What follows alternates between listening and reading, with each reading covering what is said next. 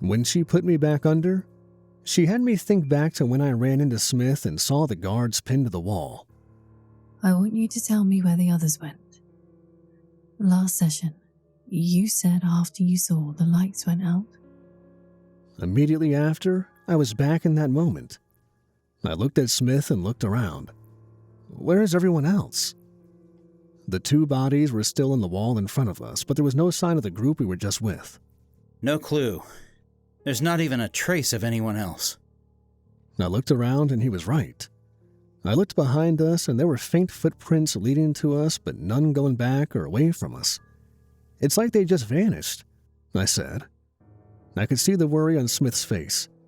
He shook it off and looked up and down the hallway in front of us. I don't see anything in either direction. Let's go. I followed closely behind him and we made our way down the hallway. Everything went dark. Now go to where you left off last session, Carrie said. I immediately snapped to the moment the door opened and we saw the trail. Hey, Smith, where are we exactly? Smith looked absolutely confused. I have no idea. He looked around before turning around and walking over the wall to our left. When I picked you two up, I drove you to our office in the city. He pointed at the emergency evacuation map on the wall in front of him. See right here? Will and I walked over to him. I immediately saw the "You Are Here" star right next to where the door read First Avenue. This door is supposed to be used for emergency use only. It's red so that if you're inside, you know what doors lead outside. This is one of 3 doors that's also red on the outside so that first responders know where they can pull in. So it leads to a trail? I asked. That's pretty stupid. There isn't even decorative bushes or trees on any of the surrounding streets from this office. It's in the middle of a city, so no. At the moment, I have no fucking clue where we are now. We went back to the door and looked outside. It was nighttime. How many days has it been since you picked us up? I asked. Smith hung his head and sighed. About 3 days. Will looked at me and was clearly surprised by this. He asked where we were this whole time. We had you in a medical holding area. While there, a series of tests were ran to make sure you were healthy. And? Well, they all came back negative for any issues. I looked at my arms and hands, searching for any needle marks. I don't see any needle marks on me, so what kind of tests were ran? We mainly ran sleep tests, scans of your brain. Leaves no physical marks, but lets us see if there are any issues. Will cleared his throat and said what we were all thinking. We need to stop procrastinating and go. Agreed. Smith and I said. We stepped through the door and onto the trail. When we got about 30 feet from the door, we heard a loud clang. No, Smith whispered. We all turned around and expected to see the red door. What the hell? I asked. Seeing the door, even close, would have been better, but all that stood where the door should have been was more trees. Well, that's not good. What made it worse was with the door open, there was a light source. Now there was only darkness. What way do we go now? As the words left my mouth, I heard a loud crack in the distance. Will looked at Smith. Did you hear that too? Smith pulled out his service pistol and said, Sure did. He turned on the flashlight and illuminated a group of large rocks a little ways in front of us. You two take cover there. I'm gonna scout ahead. Are you stupid? That's a terrible idea. We're in the middle of the forest, don't know where we are, have been experiencing completely unexplainable things, just heard a loud crack, and your idea is to just run off by yourself and see what's ahead of us? I could barely see Smith's face in the faint moonlight, but he looked embarrassed. Besides, do you know where that sound came from or what made it? I know I sure as hell don't. Jay, do you? I hadn't seen Will this worked up before, and it took me by surprise. No, I don't. Smith, he makes a good point. I was interrupted by the sound of heavy footsteps approaching us from the rear. Smith shushed us. As quietly as we could, we rushed to the rocks and attempted to hide. When I got behind the rock, I felt Will grab my shoulder and kneel next to me. Stay low. We sat there and listened as the footsteps walked right up to the rocks we were behind. I placed my hands over my mouth and held my breath. After a few seconds, I heard the sound of footsteps walking away. Will and I sighed. "Where's Smith?" I asked, noticing it was only Will with me. Will felt around. That fucking idiot. Just then, we saw a light shine from where we were gathered. I listened in horror as the footsteps went from walking to running. Bang! Smith's first shot rang through the air. He missed and hit the tree behind me and Will. Bang! Bang! And 2 more shots missed their mark. The footsteps echoed through the forest. "Why?" I whispered. "Jay will return." The woman's voice echoed in my head. Will looked at me. Did you hear it that time, or was it like a message implanted? "Implanted," I said. Bang! Another shot rang out. The footsteps stopped and were followed by a soft crunch and a moan. Will nodded at me and we both peeked over the rocks. I saw the dark shadow of something huge standing where Smith was. It threw something to the ground beside it. I heard a loud growl before it ran off, joined by 3 other figures, each one more imposing than the last. "Let's go," Will said, grabbing my shoulder. I stood up and we ran towards where Smith was. The sun was rising and the light barely pierced through the dense trees, but enough to see the scene before us. Smith was on the ground next to a tree, his body broken, and the look of pure horror would remain on his face until it was no more. "Why'd you do this?" I asked the body in front of me. Will stood there solemnly. "He was doing what he thought would give us the best chance." I nodded slowly. "Rest easy, Agent Smith." After a moment of silence, Will nudged my arm. "Let's find some down branches and at least cover him until we can get in contact with the crew to come back for him." "All right." I looked around and gathered a couple of branches. When I reached down to grab the last one, I dropped the rest on the ground. "Hey, Will, look at this." I wiped away some moss to reveal deep carvings of straight lines. It didn't look like runes, numbers, or letters. "What is it?"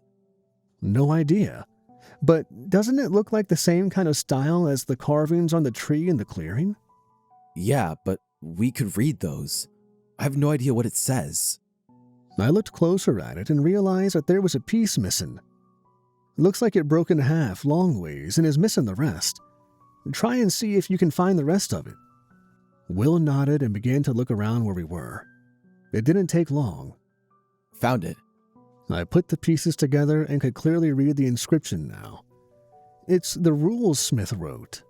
"How is that possible?" "No idea. I think we need to..." I was cut off by a piercing high pitch ringing in my ears. Then everything went black. When I woke up, I was sitting in a chair. Will was right next to me and looked concerned. "Hey, Jay, you good?" I rubbed my eyes and took in my surroundings. "Yeah, I'm all right. Where are we?" "The hospital. At least, I think the hospital." Just then, a man in a suit walked up to us. "Will, Jay, come with me, please." I was about to ask the man who he was and where we were, but Will elbowed my arm and shook his head. We stood up and followed him down the hall. We passed several rooms that looked enough like a hospital room, but something just felt off about them. There was all the normal equipment, but none of the rooms were numbered. We stopped at the end of a hallway in front of a room. "This is your stop." The man motioned us into the room. "I'll be back in a little bit to escort you 2 outside." When I stepped inside, I saw Ryan laying on the bed. The man walked away. Once I couldn't hear the faint footsteps coming from the hallway, I looked around the room. Will stood frozen just inside, his eyes fixed on Ryan. "Hey, guys." He wrote something down in a notebook he had on the table next to him. "How are you doing?" Ryan motioned to look down at the notebook. Will and I stepped closer to him and read the writing. "Don't talk about anything. Not a hospital. Not real people." I sat down. "Did the doctor say how long you've been in here?" Ryan shook his head. "No, they just keep telling me how I'm lucky to be alive. Don't know how I'm the lucky one. He continued to write in the notebook. Well, I'm glad you're all right. Ryan motioned down at the notebook again. I've been here for 2 weeks. Don't know where we are, but I've figured out there's no cameras, but there are microphones. Where's the bathroom? Outside to the left. I got up and walked out the door. I looked down the hall to the left and saw the bathroom. Almost immediately after I took 3 steps out the door and heard from right behind me, "Can I help you?" "Just going to the bathroom." "Can I help you?" the man asked again. I turned to look at him and saw a different man in a suit standing behind me, a blank, uncanny expression on his face. "Why, you want to hold it for me?" I joked. "Can I help you?" "No, sorry," I said before moving back towards the room. "Can I help you?" he said. I backed into the room, not taking my eyes off of him. There was just something that didn't match up. When he asked if he could help me, there was no inflection to his voice reflecting someone asking a question. It was monotone, and his face was expressionless. Before I closed the door to the room, I looked him up and down one last time. The suit he wore seemed more like skin than clothes. It almost looked like something bigger was wearing what used to be a man as a skin suit.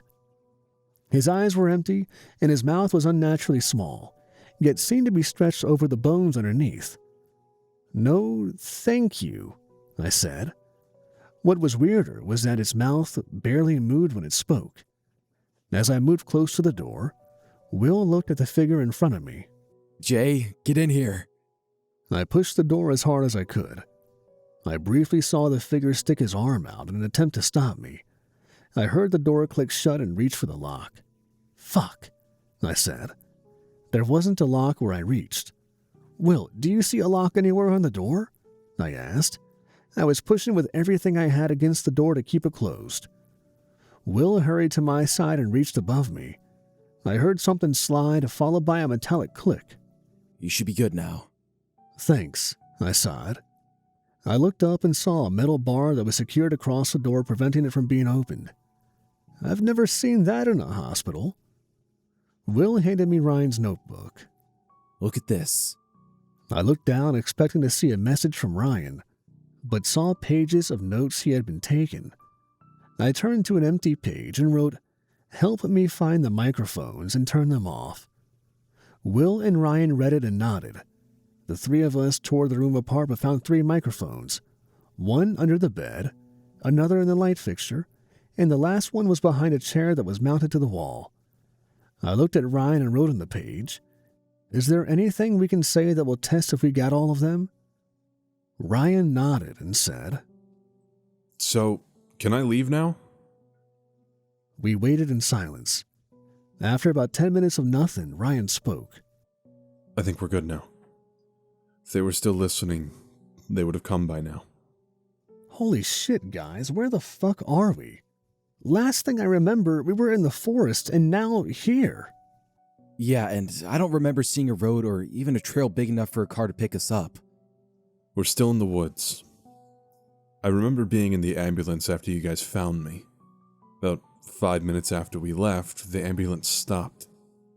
The light inside flickered, and when I looked at the EMTs, they weren't what I thought.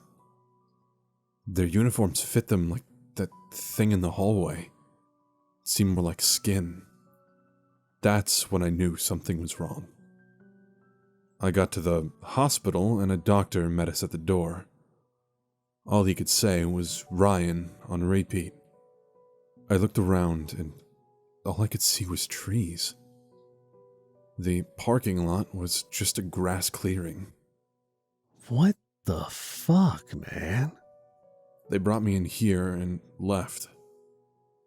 After the first couple hours, a suit walked in and introduced himself as Agent Smith. He said that he was with DHS and that I'd be okay. After he left the doctors... Will cut Ryan off. Wait, what was his name? He looked at me with anger and confusion in his eyes. He said his name was Agent Smith. Why? Did he look real or like the others? He looked real. His suit was actually a suit, not like the other ones. What happened after he left? The doctors came in and connected me to these machines. Ryan pointed to the IV tube sticking out of his arm. When I looked closer at the IV, I noticed it wasn't a needle. It was just taped to his skin. I played along with their game for the first 2 days. After they started leaving me unsupervised for hours on end, I tried to escape. How far did you get? I got to the front doors. Once I got outside, I noticed there wasn't any sign of civilization visible. It was like this building was just dropped deep in the heart of the forest. I felt like staying here and playing along would be the safer option. But I explored the building before I came back to the room. So, did you find anything interesting? I asked. I looked at Will, who was obviously deep in his own thoughts. There's a basement. I went to look down there, but when I opened the door, I heard talking, so I left. I also found the roof access. I was able to get onto the roof without being stopped. When I looked around, it confirmed my thoughts from the front door. When was the last time you saw Agent Smith? About 2 days ago? How long did you say you've been here? About 2 weeks. Why, what's up? We were just with Smith and watched something huge break him in half. How is that possible? We just woke up a few days ago. Let me ask you this. How long was I gone? About 3 years. I could hear the pain in Will's voice when he said it. For me, it's only been a few months. Time seems to work differently here. I have no idea why or how, but it does. When I looked closer at Ryan, I noticed something. He didn't look like how we found him. In fact, he looked healthy. Another thing I realized was that he didn't question who I was or why I was here. Maybe it was because I was with Will and he trusted him. But based on everything that has happened to us, I know if I were in his shoes, I'd be questioning everything and everyone. I picked up Ryan's notebook again. Hey Ryan, when did you start writing things down here? About a day or two after I got in this room. Why? I flipped to the first page and began skimming the pages. Just trying to get a grasp on this time issue. I'm seeing if there is anything you wrote down that might help. Most of the early pages were just observations. I got to a page titled Day 5 and felt a chill go up my spine. You're the only one that's written in here, right? Yeah, why? I showed Will the page, his face turning red. Why would you write Jay will return over and over and over again? I did not write that. Ryan said, panic flooding his voice. I grabbed the book and kept looking through the pages. Day 10 was on the top of the last page I looked at. Day 10, I said. I looked at Ryan and could see the mention of this day shot a look of worry across his face. I read out loud. Agent Smith brought visitors today. I paused when I saw the next line. When I began reading again, my anger and confusion were clearly evident in my voice. Will and Jay were brought into the room. They don't know where they are. They didn't stay long because Smith needed to leave and had to take them with them. I looked at Will. I don't remember this, do you? Will shook his head. Ryan, how many times have we come in here? Ryan sighed. This is the 4th time. Was day 10 the first time we met? I asked. Ryan looked at us in shock. Yeah, why? How did you know his name? Ryan looked around like he was searching for an answer. Ryan stammered. Just then, I heard footsteps approaching. Ryan took off the hospital gown he was wearing and revealed the uniform he wore. It was the same uniform me and Will wore, only it was completely intact. Where did we find you? I asked. In the forest. It was after I went missing with Will. Will checked the door. Lock is still there, so we have some time. He turned back towards Ryan. Then how did you know about the ambulance? His voice seethed with rage. I saw sweat begin to bead on Ryan's forehead. Because you guys flagged them down. Was it just an ambulance? Ryan went from looking nervous to confused. Yeah, it was just an ambulance. Do you guys not remember? I looked at Will. He was just as confused as I was. Ryan snatched from confusion to realization. That wasn't you guys, was it? Looking back, it was almost like you guys knew the ambulance would be there. I tried telling you we shouldn't walk on the trail, but both of you insisted it was safe. So there's land spirits, forest giants, shapeshifters, feds, and ghosts. That's what we've encountered so far. Now we have to worry about mimics? Is there any way out of here that isn't through the door? No. We all looked at each other and nodded. Well, guess there's only one way out. Wait. Where did you guys find me? There was a loud knock on the door. Can I help you? We heard the monotone voice of the other creature on the other side. No time. We need to go before any more show up. He's right. Will unlocked the door and counted down from 3 with his fingers. Let me go first. I'll guide us out. The door opened and the creature was standing there. Can I help you? Its arms reaching for us. Its fingers were unnaturally long and came to a sharp point. Ryan kicked the thing in the stomach. It staggered backwards, far enough for us to get around it. This way! Ryan yelled. We followed him down several hallways and a couple of staircases. This should be the lobby. We walked through the door at the bottom of the last staircase. Anyone else think it's weird that we haven't encountered anything else? Don't jinx it. We walked through the small hallway and into a large open room. I could see the shadows of rows of chairs. Looks like a lobby to me. There. That's the way out. Ryan said, pointing to a wall of windows across the room from us. The door should be right in the middle of those windows. We ran across the room, dodging chairs and tables. When we reached the windows, I saw the double doors. Finally. Looking around outside through the window, something didn't feel right. Wait. Something's off. Getting here has been too easy. He's right. There's another door down this hallway. Looks like a fire exit. I looked closer and saw the wire leading from a sensor on the door frame up to the fire alarm on the wall above it. Any chance that's still functioning? I asked. Don't really feel like finding out. Who knows what that alarm will attract? We made our way back to the front door. I'll go first and see if there's anything out there. Will slowly opened one of the doors and nodded at Ryan. If there's anything off, run back here and we can find another way. Flag us down if it's safe. Ryan nodded and ran out of the building and made it to the tree line. We couldn't see him after that. Do we trust him? I asked. Will sighed. We have to. Who knows what the fuck is actually going on? We just need to get back. We waited in silence for a few minutes. I tapped Will on the shoulder and motioned to him that I was going back to check the stairs. He nodded and I slowly made my way back. I cracked the door to the stairs and listened. I could hear the sound scratching. Can I help you? It echoed from above. I shut the door again and hurried back to Will. Right as I got back to the door, Ryan was waving at us and gave a thumbs up. Let's go.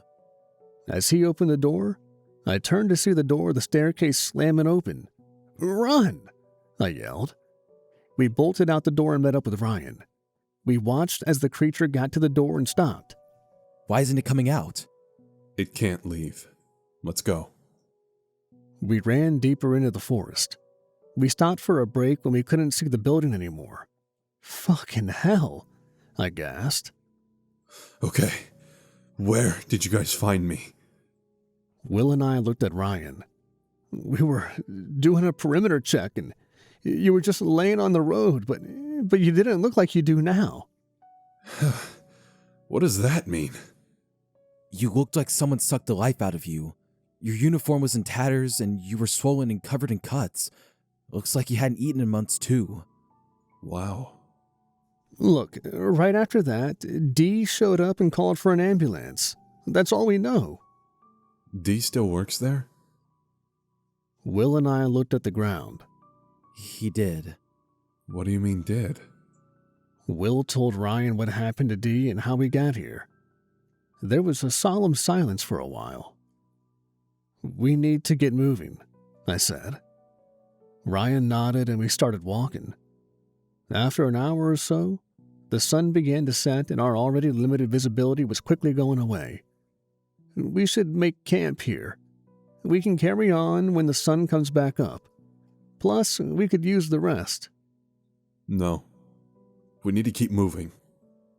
There hasn't been anything chasing us, but my running theory is that they use the cover of darkness. He's right. We need to keep going. Fine. We slowed down and carefully walked to make as little noise as possible. After about 10 minutes, we came to a clearing. Shit, I whispered. Yeah, I know. Let's go around it. Don't want to risk anything. Why don't we watch it for a minute? Maybe it's the same clearing from before. I hope not. If that's what it is, that wouldn't be the worst thing. We know how to get back if it is. I guess you're right. We crept to the edge of the clearing and looked around. It looked identical to the first one. There was a sapling in the middle of it, but something felt off. Familiar, but somehow different. Wait here. I'm gonna go take a look at the tree. Before Will or I could react, Ryan was gone. Fucking dumbass. We watched Ryan walk to the tree. He circled it for a moment before running back. There's no writing on it. Then it's not... Will began to say. He was cut off by the sound of drumming. Fuck. This is why I didn't want to go in there. The drumming grew louder and louder until it was deafening. We watched the clearing, but nothing happened. The drumming abruptly stopped. What was that about? Before either of us could answer him, we felt the footsteps from behind us. Run! Those are the same footsteps that got Smith. The three of us stood up and started running. We ran straight to our right. I looked back to see how far we were from the clearing when I heard Will yell, "Stop!" When I looked back ahead, I saw we had stopped right on the edge of the same clearing. How the fuck is it here? I know we didn't turn and should be a ways away from it now. Is it a different one? No, it's the same one. It literally just appeared. I felt a sharp pain in my head, followed by the all-too-familiar voice. Jay will return. I dropped to my knees and looked to see Will do the same. The heavy footsteps from earlier shook the ground behind us. I tried to get up, but something was holding me down. I'm stuck, I yelled. I looked at Will and also saw him struggling to get up. Same here. The footsteps passed us by, and I watched as this massive shadow moved past us into the clearing. My head moved to look at Ryan, and my movements were not in my control. Why? I shouted. Will screamed in pain. We were forced to look at Ryan, only it wasn't the Ryan we arrived there with. How? Ryan began to morph into the broken and tattered man we found lying on the road. Help me! He cried. Jay will return. The voice spoke again. We watched in horror and agonizing pain as Ryan was lifted off the ground by an unseen force and floated to the center of the clearing. When he reached the tree, I saw the glint of something in his hand. There was a shadow standing next to him. "Ryan!" I yelled. The shadow reached its arm towards Ryan and he dropped the item in his hand. It landed at the base of the tree. Something deep inside me knew what it was, but I didn't want to believe it. Will cut me off. Yeah, it is. There was a loud crack, and the shadow, the massive figure, and Ryan vanished. I felt my body go limp and fell forward. Hunched over on my hands and knees, I looked at Will. Let's get the fuck out of here. Will didn't say anything in response. We stood up and ran in the direction of the jail. It felt like we were running for hours. I see the lights ahead, Will exclaimed. I could hear the relief and excitement in his voice. I heard voices in the distance. Will, stop. You hear that? Ryan! Will's voice echoed through the trees. Only Will was next to me, and it wasn't him. Will put his fingers to his lips. Shh. We sat in silence as we heard our voices. When we saw Will, Dee and I walked past us. We got up and made our way towards the parking lot. Just before we got to the edge of the tree line, Will stopped. That's weird. Don't remember that ever being there. I looked ahead and saw what he was talking about. There were two trees that had fallen against each other. Their branches intertwined, making a perfect archway. Huh. That is weird. Well, both ways around it are completely blocked off. I could see the parking lot through the opening of the arch. Guess we have to go through it. Looking at the ground leading to it, I noticed that it was previously overgrown with foliage, but it had cleared, forming a path right in the center of the arch. It's a natural arch, Jay. Will said. His voice had a slight shakiness to it. Yeah, I know, but there's no other way around it. Just then, a loud, blood-curdling scream echoed through the trees. Fuck it. We stepped onto the path that had formed, and I felt the ground begin to buzz. That's not good, I mumbled, feeling my whole body begin to vibrate. I began to move forward, the vibrating getting stronger with each step. I can't. Will looked to me and tried to move, but he couldn't. By the fifth step, I realized none of us were in control of our movements. What the fuck? I asked. A ball of light formed in the center of the opening and grew to fill the archway. It's a fucking portal. Once the light finished growing, I could see daylight from the other side. Jay will return. The woman's voice was seemingly coming from all around us. Will was one step in front of me when he was right in front of the arch. I heard the deafeningly loud drumming return. I'll see you on the other side, Will said as he stepped through the light. I was right in front of it when I felt a massive hand on my back pushing me into the portal. I felt a sharp pain all over as I fell through the light. When I opened my eyes, I was in the backseat of Will's car. What happened? When you came through, you hit your head on a rock and got knocked out. No cuts or injuries, so I loaded you up in my car. Will said. I looked out the window and saw it was night again. We're almost at your house. I saw the sign from my street. Thank you. Then everything went black. When I opened my eyes, I was back in Carrie's office. She was sitting in her chair, just staring at me. Holy shit. She said. I rubbed my eyes. What? That was a lot. Try living it, then reliving it. How long was that one? 7 hours. Why didn't you stop me at 4? You wouldn't let me. When I tried to pull you out, you told me to keep going. Oh. So, what happened to Ryan? Have you or Will seen him since? When I got back to work, Will and I were pulled off to the side and told that he passed away on the way to the hospital. Oh. I'm so sorry. It's okay. Looking back, I wasn't hopeful after he was taken in the clearing. As Carrie reached to turn off the camera, the lights went out. Fuck. In the middle of the room, a white orb of light appeared. Jay remembers. The orb flickered as it spoke. Yeah, I remember. What do you want from me? The orb hummed for a moment before blinking out of existence. The lights came back on.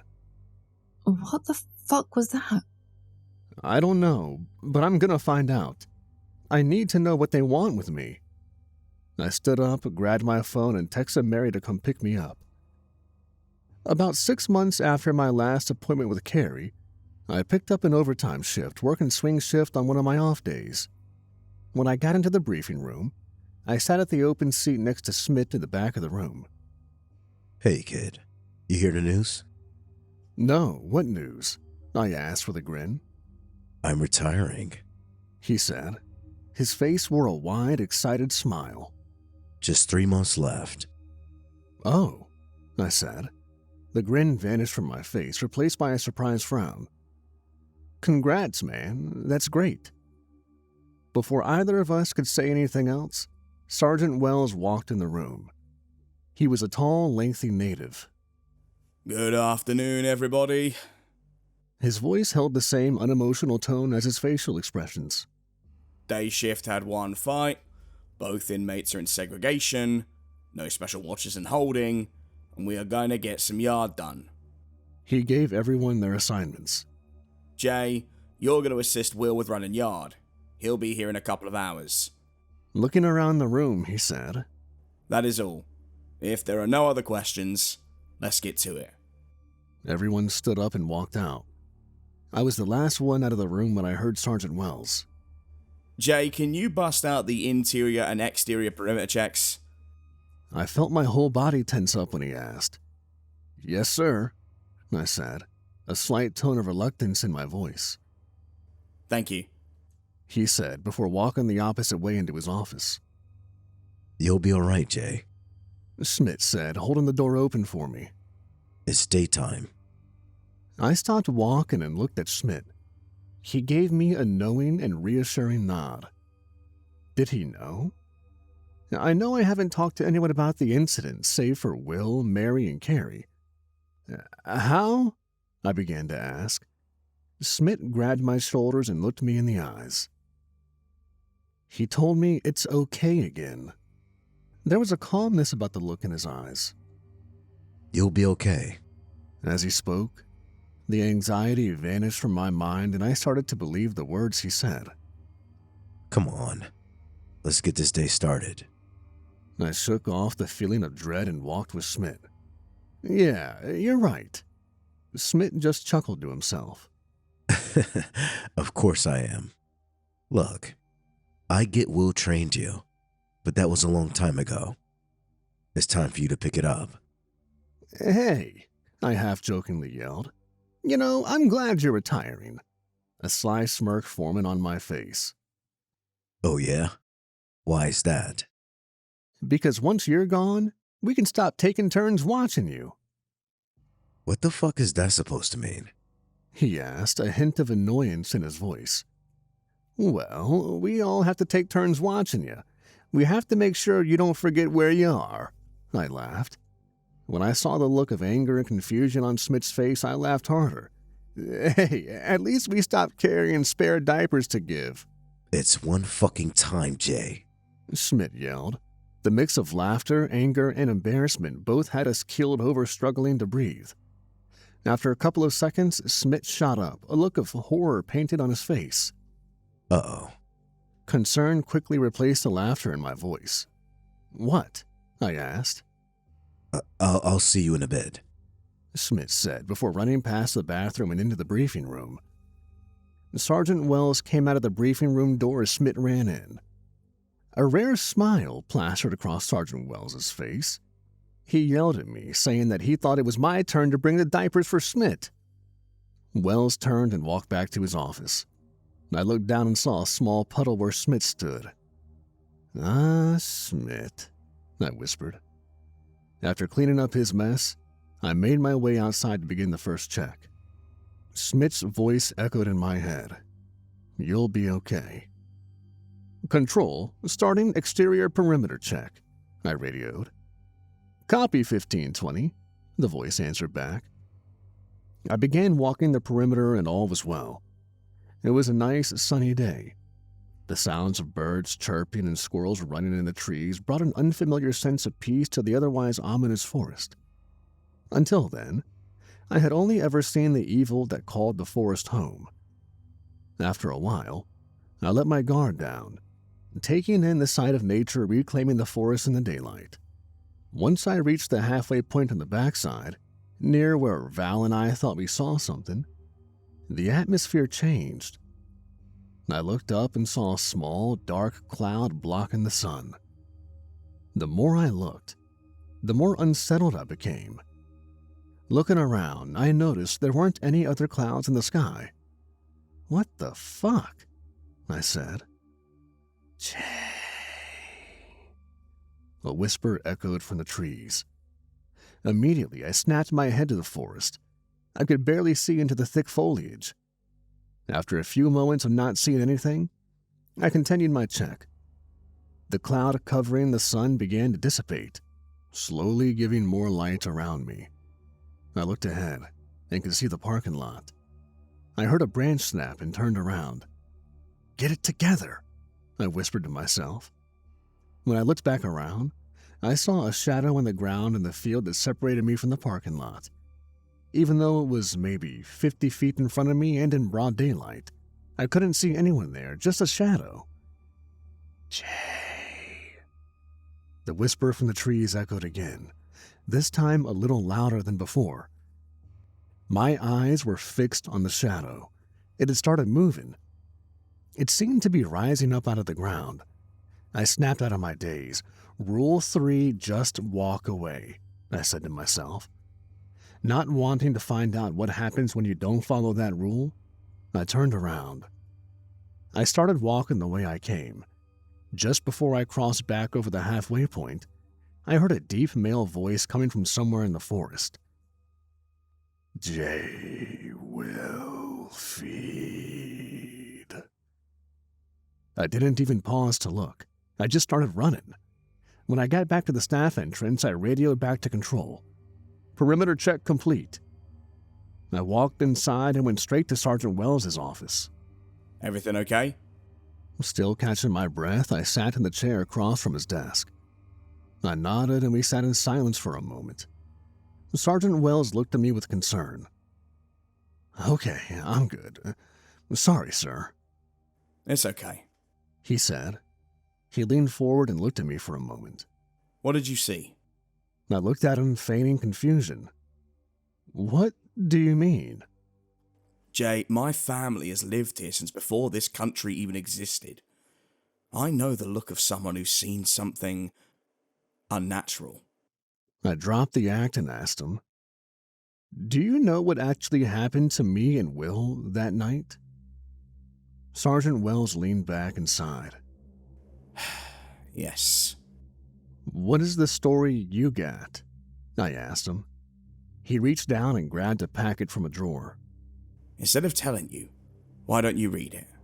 He handed me the stack of papers. Tell me what's missing. I know it's not the full story. I read through the pages.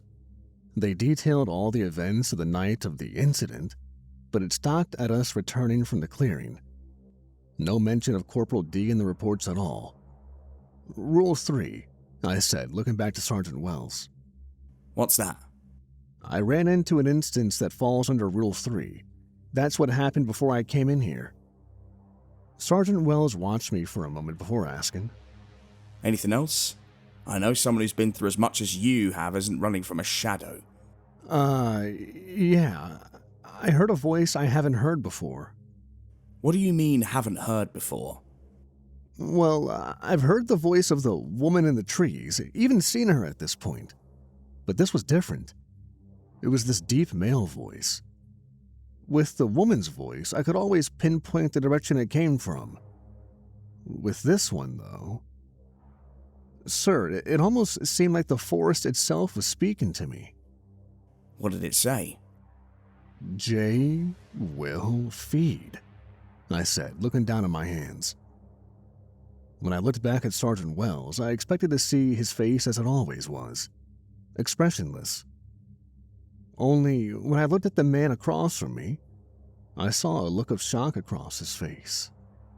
No. Are you sure? He asked. By the tone in his voice, I could tell he was more pleading for me to change my answer rather than asking me a real question. His response shook me. I had never seen him show any emotions aside from the rare smile or joke. Seeing him like this, I knew something was coming. "I am," I said.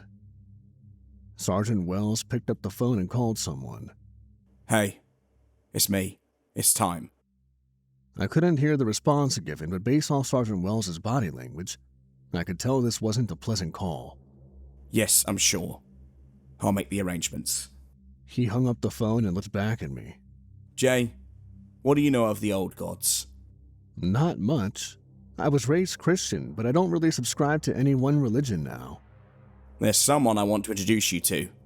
They may be able to give you the answers you're looking for. I'll let you know when. In the meantime, read this. He handed me a small book. I grabbed it and looked at the cover. The various gods of the forest and what to do if one calls on you. Thanks, I said. I got up and walked to the door. Hey, Jay, don't let your guard down. That's when you're vulnerable. Understood, I said before walking through the door. I took a moment to collect myself before continuing on with the interior check. Bitch. Will's unmistakable voice said from behind me.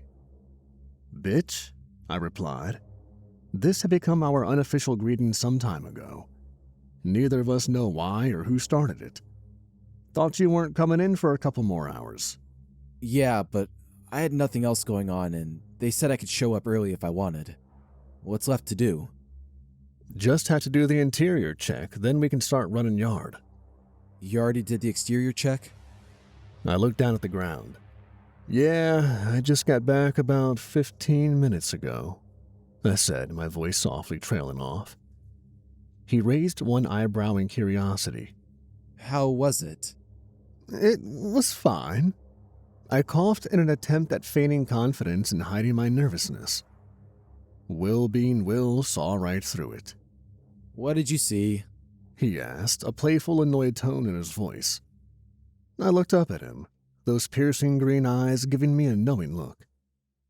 Followed Rule 3 and backtracked. His face changed from annoyed curiosity to concern. Was it in the field? I shot Will a confused look. How? That's where I saw it for the first time, too. Everyone's first sight of it seems to be from that field. Wonder why, I said. I haven't gotten an answer, but I also don't really want to know. Anything else? Not really.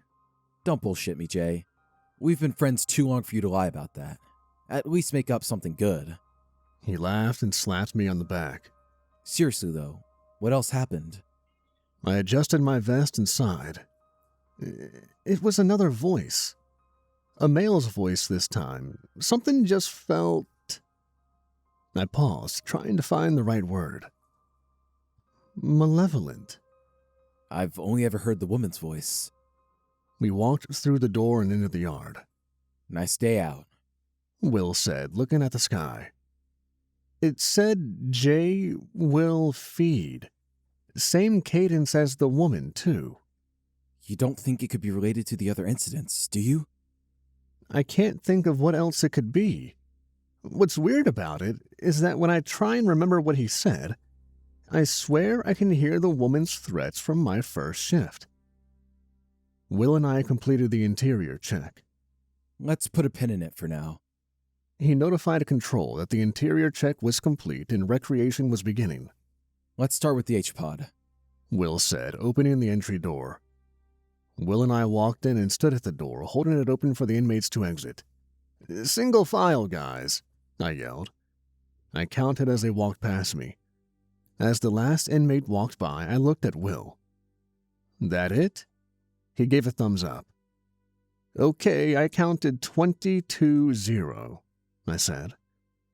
I turned and watched the inmates while I held the door waiting for Will. You set a timer? Yeah, I said, showing Will my watch. After a while, I looked down at my watch and saw that there were 10 minutes left. I told Will and he cupped his hands around his mouth. All right, guys, 10-minute warning. I scanned the yard and saw an inmate standing by the fence in the portion of the yard that bordered where I had once heard the voice earlier. I began walking towards him, and as I got closer, I noticed he wasn't just looking at the scenery.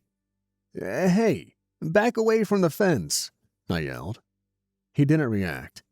I couldn't tell who he was with his back towards me.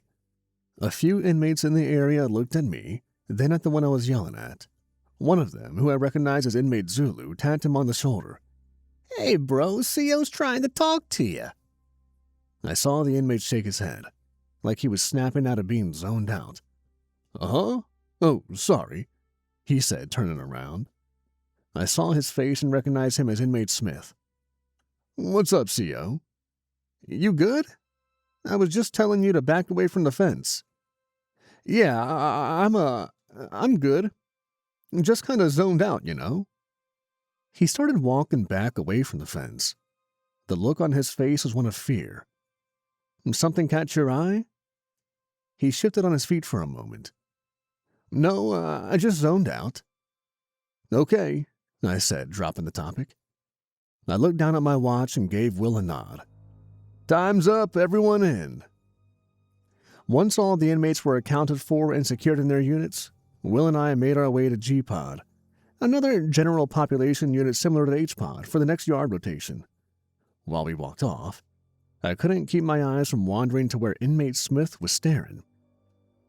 Something feels off, I said. Try not to think about it until we are done with this. Not saying you're wrong. I feel it too. Just don't want to think about it. When we got to G-Pod, we repeated the process. As the last inmate walked past, I called out 1919. As Will followed me out, I reset the timer. We stood there watching the yard in silence. After a minute, a nervous-looking inmate I didn't recognize walked up to us. Excuse me, COJ, he said. His voice was shaky. Can I go back in? I don't feel safe out here. I eyed him curiously. If one goes back, you all go back. Officer Will warned you guys of this before we came out here. He definitely did not look like the type to scare easily, let alone be threatened. I know, but I keep getting this feeling that I'm being watched. Just have a seat over there, Will said, pointing to a wall a few feet from us. We'll be right here. You don't have much longer left. He nodded and sat down where Will pointed. About 5 minutes later, the nervous inmate got up and started walking around. Not thinking about it, Will and I continued to stand there and watch. My watch started beeping. Time's up, let's go, I yelled.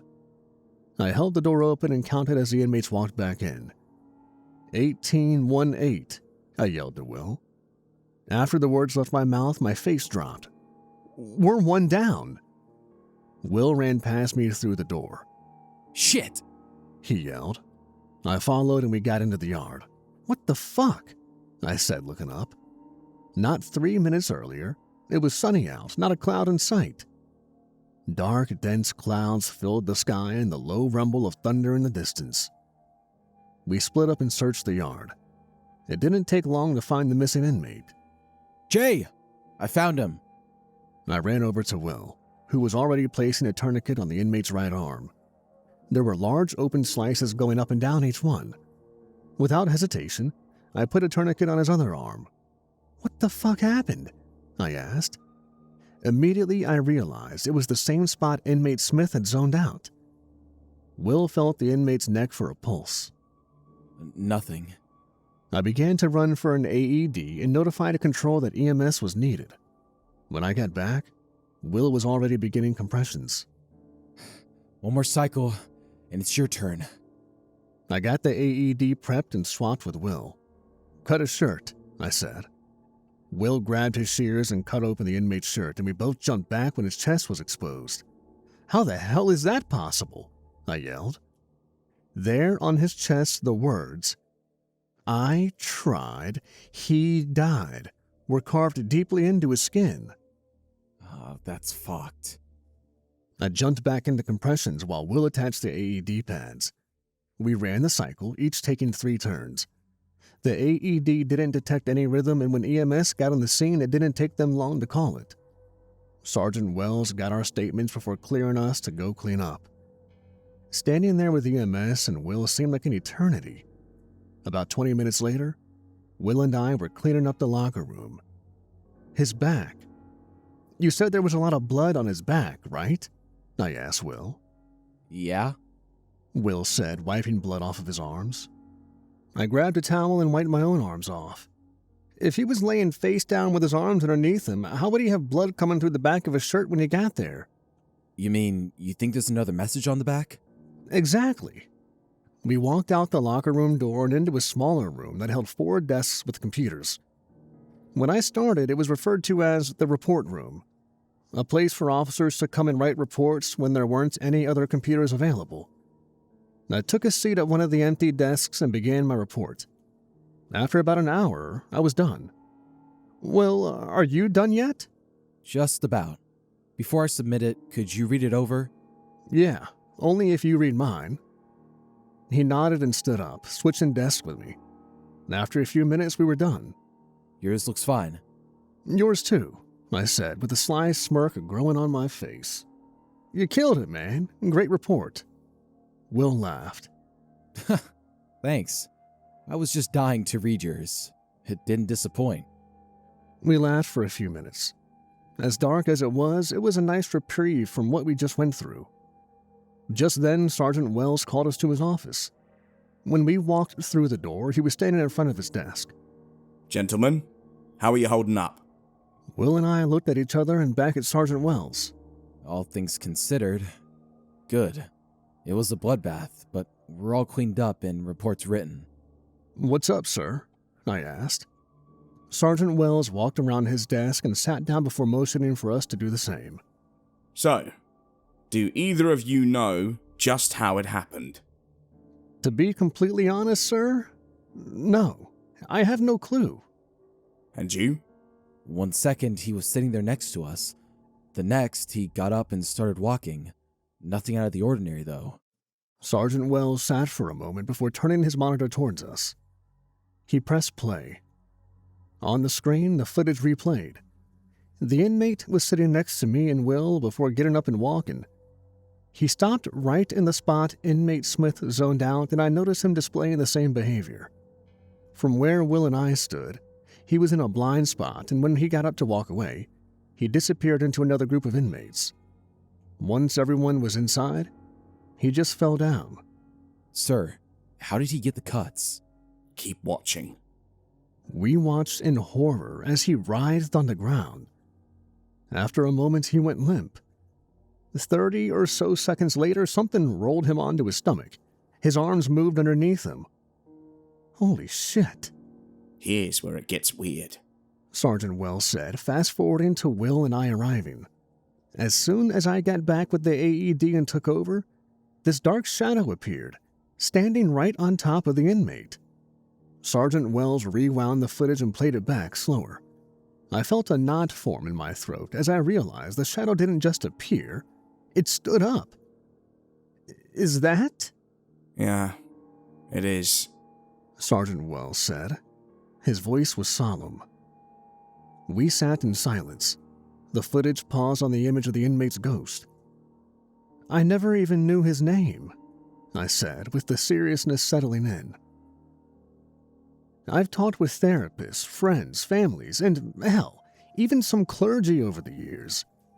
You can tell yourself it's part of the job, make jokes, drink, or cope with other things.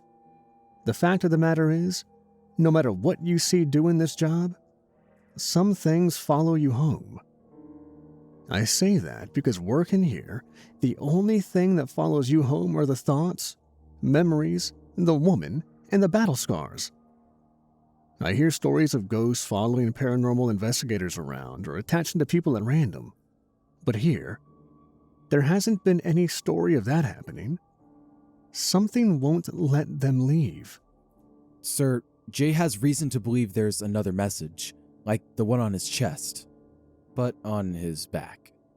Sergeant Wells looked at us with intrigue. Is that so? Yes. The footage cements my theory, sir. See, Will said when he got to the inmate, there was blood coming through the back of his shirt. But that couldn't have been from his arms because his arms were underneath him. Even in the footage, there was no point when he even reached for his back. Go on. On his chest, there was a message. I tried. He died. Something about that just seems incomplete. I feel like there's more to it. Sergeant Wells looked back at the screen and pulled up some photos. We took the pictures when the coroner showed up. The first picture was of his wrists. They aren't clean cuts. Don't know what caused it, but we should have the autopsy results in a week or so. The second picture was of his chest and stomach. Here's the message you guys saw. Sergeant Wells looked at me. You were right in your assumption. He pulled up the last picture. Jay, Will, feed. He paused, looking at me and Will. Anything you need to tell me? Nope. That's the message I heard from the woods. That's what worries me. Hopefully he heard it too, and this is some kind of sick joke. Hopefully? Yes, hopefully. Because the alternative is much, much worse. If this is an unnatural force as we suspect, this won't be the only body you'll see. Outside his office door, we could hear Graveyard coming into the briefing room. Sounds like it's almost time to go home. I hope you're right, Sergeant. We all stood up and Sergeant Wells walked us to the door. Let me know if you guys need anything, and thank you for the help today. As we walked into the hallway, I felt this overwhelming sense of dread. Val rounded the corner and froze when she looked at us. "What's wrong?" I asked. Will and I walked up to Val. Her eyes never moved. They stayed fixed on where we were. She yelled, pointing behind us. I followed her shaking hand and saw this black mist forming right behind where me and Will were standing. Before I could react, the realization hit me. There was a shadow in front of us, and Val had acknowledged it. I opened my mouth to speak, but nothing came out. I turned my head to look back away before the shadow had fully manifested. I saw Val's eyes were still fixed on whatever was behind me. Her eyes were wide, and tears were beginning to form. Her mouth hung open in shocked silence. "Will?" I pleaded, hoping he would have some solution. When I turned my gaze from Val to Will, he was standing there frozen, a look of anger on his face. He looked up in shock as the lights on the ceiling went off with a loud pop, one by one. Val looked at me, then at Will. The look of horror and fear replaced with a look of sadness and contempt. The last thing I heard was Val saying, "It'll be okay," as the darkness enveloped the three of us. I felt a freezing cold breeze on my skin, shortly followed by the sound of a pained scream. I closed my eyes and winced at the thought of what Val was enduring. It was quick. Almost as soon as the scream started, it stopped and was followed by a hollow thud, much like the sound of a sack of potatoes falling on the ground. Jay, you okay? Will's voice cut through the silence. When I opened my eyes, the lights were back on, and Will was standing next to me, looking at the ground beside us. "Yeah, I'm good." I looked down and saw Val. She was laying on the ground. Her body was broken, but she was still breathing. "Shit!" I yelled. Sergeant Wells rushed to us and dragged Will and I into the briefing room while the medical staff tended to Val. What happened? Will and I looked at each other and then back at the sergeant. Almost at the same time, we said, "Rule 3. Sergeant Wells pinched the bridge of his nose. Fuck. Make sure you guys write a report on what happened and go home. I'll review the footage and see what it was. You don't need to. What do you mean? Will looked at Sergeant Wells. The anger returned to his face. It was the spirit of the inmate from earlier. How do you know for certain?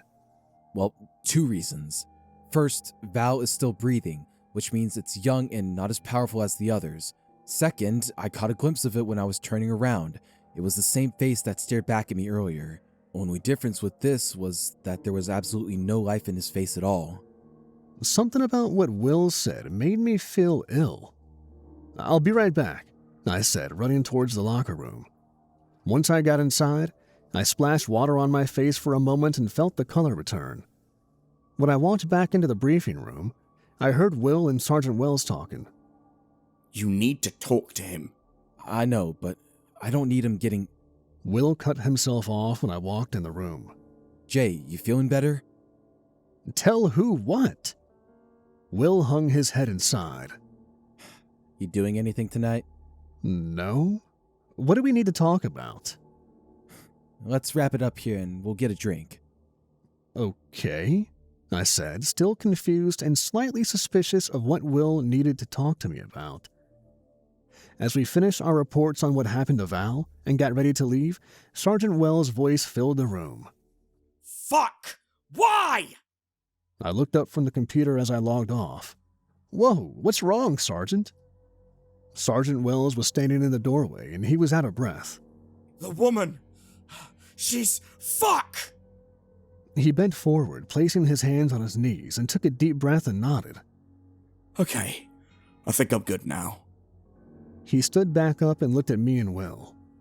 I was watching the footage from the yard and I noticed something. I thought we already watched all of it. I backed the footage up to when the guy dropped, this time from a different camera. Sergeant Wells sat down and put a thumb drive into the computer. Watch. He zoomed in on the inmate, and just on the other side of the fence she was there. Holy shit. Keep watching.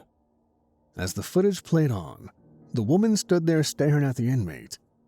Her mouth was moving and she held up a hand towards him. Right when he fell to the ground, she looked up at the camera, winked, and vanished. Another message. Well, we knew that. This is different, though. Ryan broke a rule, and the consequence was him vanishing. Him being a message was more of a convenience. This was deliberate. They went out of their way to send this message to us. What do you mean, Ryan was the message? Will, I know I said that I'd stop asking, but what do you remember from the incident? Everything. I felt my heart rate rise. I expected the usual answer of, nothing now, please stop asking, but this caught me off guard. What do you mean? A hint of surprise anger in my voice. Will looked up with a look of frustration over his face. I remember it all, Jay. He sat down and let out a nervous chuckle. The frustration left his face and was replaced with a look of relief. I watched as his body physically reacted to him unloading the metaphorical burden. After a moment, he looked back at me. Jay, I'm so sorry. I know I told you I didn't remember. Why? Why hide it? I asked, still in shock. A look of shame and embarrassment now took hold of Will's face.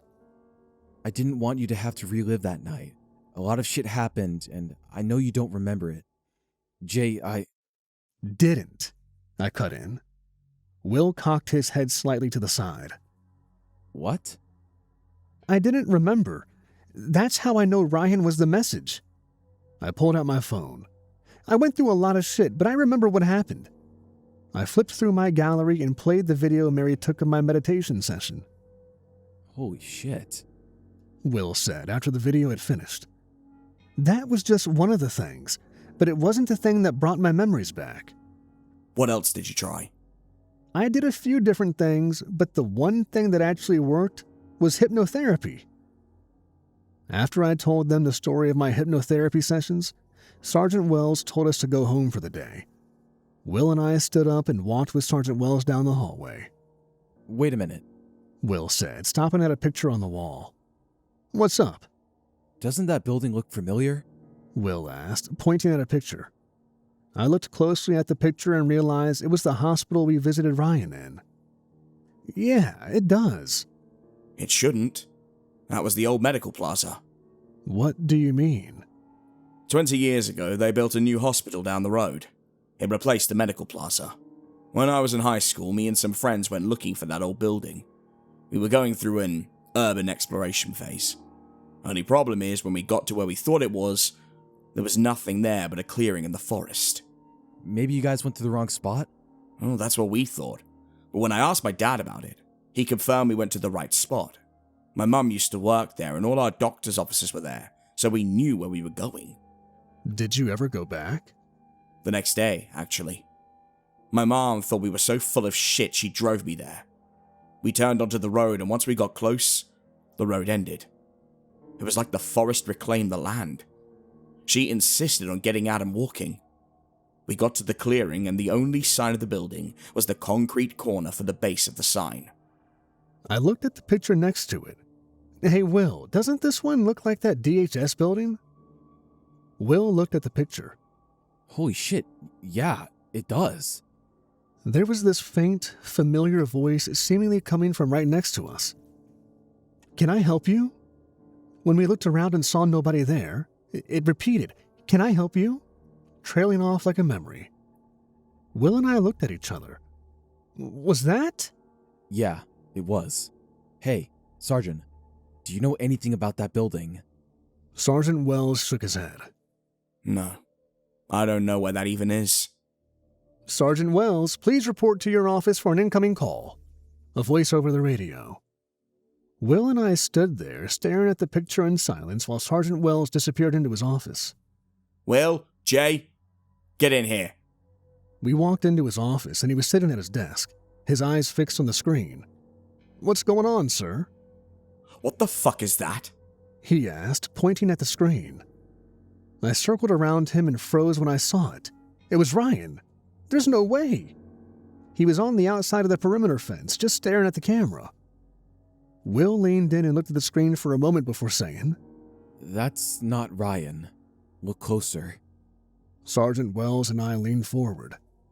Looks like Ryan to me. He's right. That may look like Ryan, but really look at it. Sergeant Wells squinted and rewound the footage. He froze it on a clearer image of Ryan's face. His eyes widened and he immediately turned off the computer. Time to leave. Follow me. Sergeant Wells said, quickly standing up. We walked behind him, trying to keep up with his pace. Sergeant, what's happening? Not here. He said, slight panic in his voice. We followed him out and into the parking lot. Get in. He said, opening the door to his car. Will and I got in.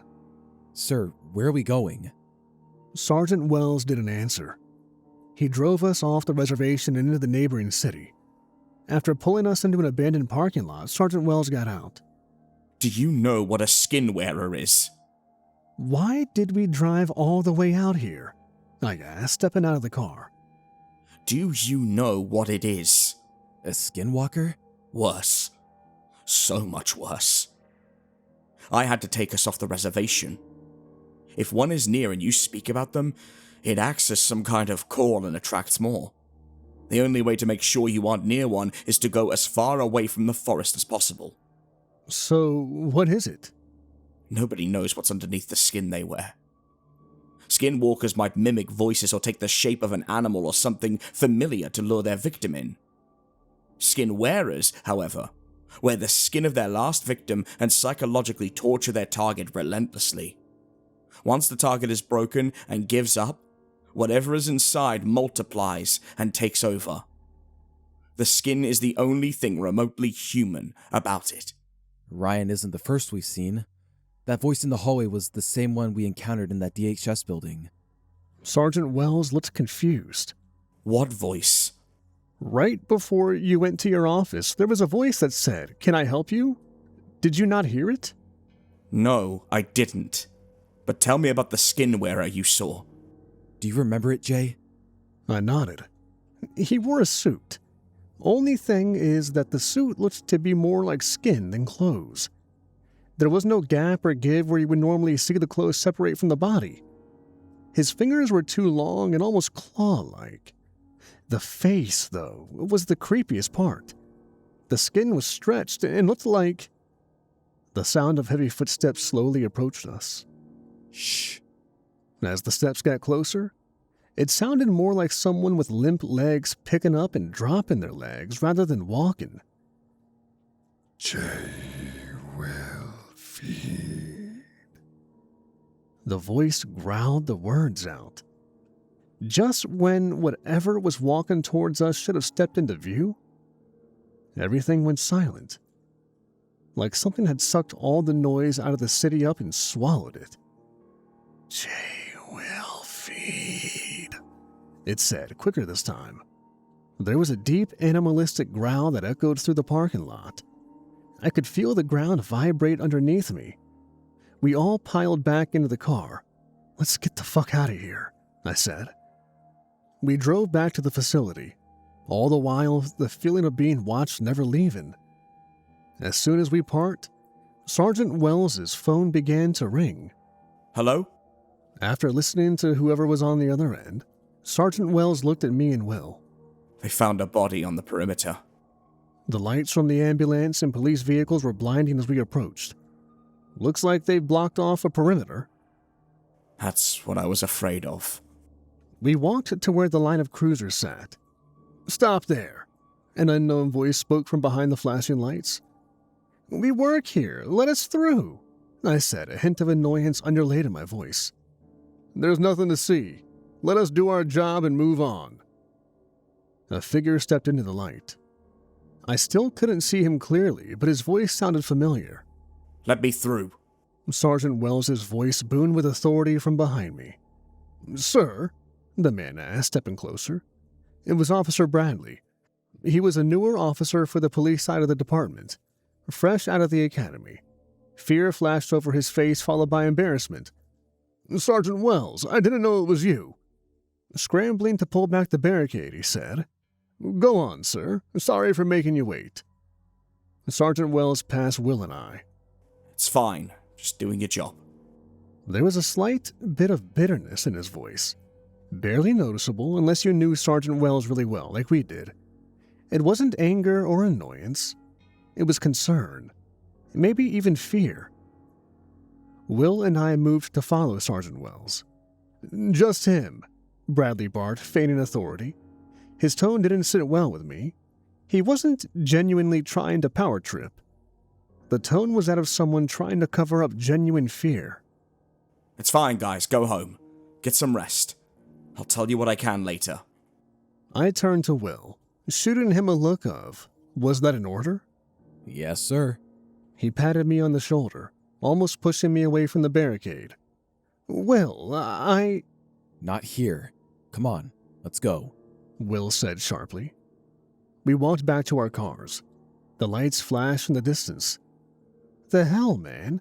This is our turf. Why wouldn't they let us in? Will took a deep breath. Because it probably wasn't involving an inmate. What? Well, I guess that makes sense. What do you think happened then? Will gave me his famous, is that a real question look? My guess? A hiker got lost or mauled and stumbled her way to the perimeter in a last-ditch effort for safety, only to drop dead on our doorstep. Or at least that's what the cover story will end up being. Has this happened before? Not in my time. But it wouldn't surprise me if that's the story they fabricate. Plausible enough for the general public not to ask questions. Obvious enough for those in the know to know better than to question it. Fuck, you're right. I just need to know what's going on. How else are we supposed to figure this shit out? I said, clearly very annoyed and angry. And what difference does that make? Where does that knowledge get us? Unless it's someone we know for a fact is connected, it's just another tally mark on the woman's death count. Will was right. It wouldn't get us any closer to solving this. If anything, it would only throw another loose end in the mix. I wanted to be mad at Will for arguing, or Bradley for power tripping, or even Sergeant Wells for not fighting to get us back there. But deep down, I knew Will was right. Bradley was terrified, and Sergeant Wells was protecting us. Everything in me wanted to scream in frustration. We stood in silence for a while. You're right. And honestly, even if it was someone we knew was involved, I don't know what information that would reveal, if any. What was that? Will said jokingly. You heard me. No. I want to hear you say it. Rolling my eyes in jest. You were right, I moaned. We laughed for a bit. It felt good. See? Was it really that hard? You know, the last time I was asked that exact question, your mom walked away smiling and limping and I got a juice box. Will just stared at me in feigned shock. I cannot believe you, sir. My mom said those juice boxes were only for my lunches. That's the takeaway from what I said? Will smacked my chest. Well, yeah, she's a grown woman who can do whatever she wants. But those juice boxes were mine. I had dibs. For a moment, we both keeled over, crying, laughing at our stupid jokes, forgetting about everything happening. It was nice. When I stood straight to catch my breath from laughing, I could see the flashing lights in the distance. Just like that, the fun ended. We were brutally snatched back into reality as we watched the flashing lights stop one by one. Let's go, Jay. They aren't driving away. Just then, we saw in the distance a line of black SUVs drive up to the scene. Well, feds are back. No use hanging around waiting for answers. They'll likely be here all night. Yeah, let's go, I sighed. We got in our cars and drove off. After days of unanswered questions and growing paranoia, I found a note in my locker. It simply said, "The Expert," with an address below. I was expecting the directions to take me to a metaphysical store or something similar. As I drove, the GPS took me out of town. I turned into an abandoned housing community. The roads were paved but cracking. The sidewalks were bulged and splintered. Foliage was growing through the cracks like a parasite sucking the life from its prey. While driving to my destination, I could see rows and rows of plots in neat lines. Some plots were empty. Littered throughout, I could see the remains of what were once promising houses, now rot with decay. These forgotten monuments of prosperity now marked the graves of forgotten dreams. Something deep inside me told me if I were to get out of my car, I might see the ghosts of families that never were, a community only occupied by the memories that weren't made. I saw a single completed building down the road.